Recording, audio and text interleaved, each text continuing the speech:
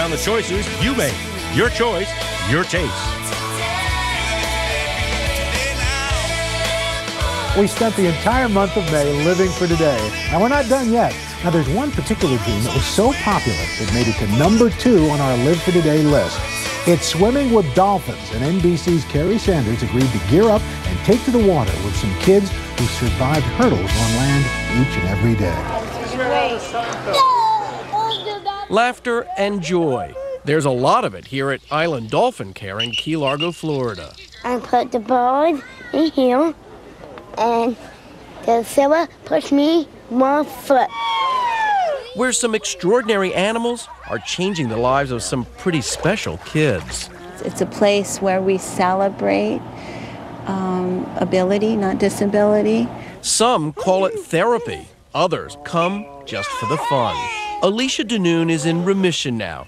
She had a brain tumor when she was 3. When I brought her here last year, she couldn't make it from the car to here by herself.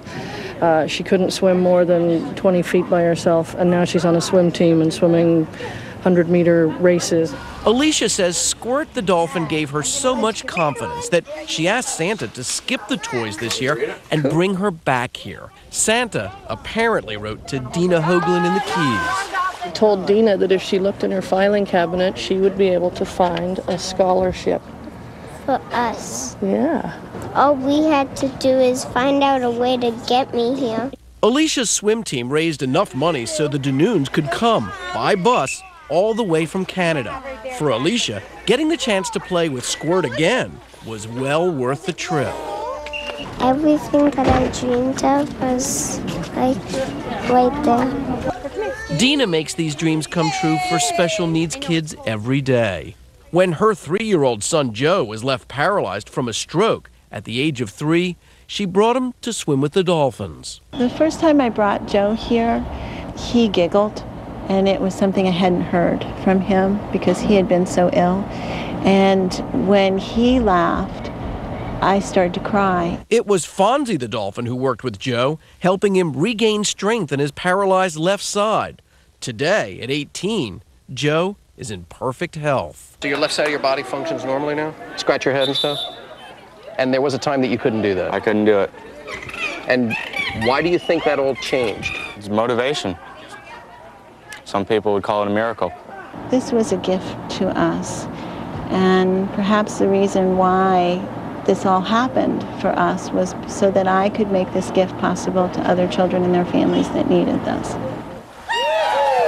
15 years later, Dina's Island Dolphin Care is the largest nonprofit program of its kind.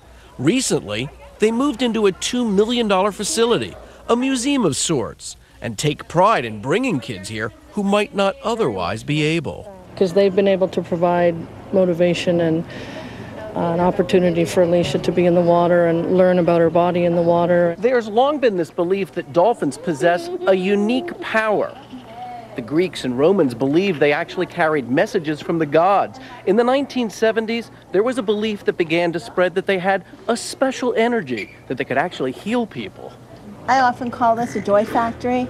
It's a place where kids laugh and achieve and celebrate special moments together as a family. But they're not coming here to be cured, as it were? Absolutely not. This is about creating joy for children. Nobody's come in crutches and walked out walking. I mean, we've seen kids do some pretty wonderful things, but they've done those wonderful things because they were capable of doing that. I know they're not going to cure her of a brain tumor, but the quality of life that she leads now, the way that she tries things, the way that she tackles problems head on, I attribute that to the dolphin. But change my mind.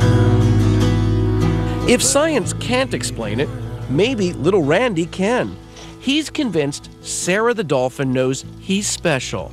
And if she could speak, he knows exactly what she'd tell him. What does Sarah say to you, and what do you say to Sarah? I love you.